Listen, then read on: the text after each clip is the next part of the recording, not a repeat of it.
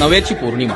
या दिवशी बगाडाच्या शिडासाठी नवीन कळप तोडले जातात. बावधनकरांच्या एकीचा हा उत्सव रंगणार आणि काशीनाथाचे चांग भलेचा गजर अवघ आसमंत दुमदुमणार.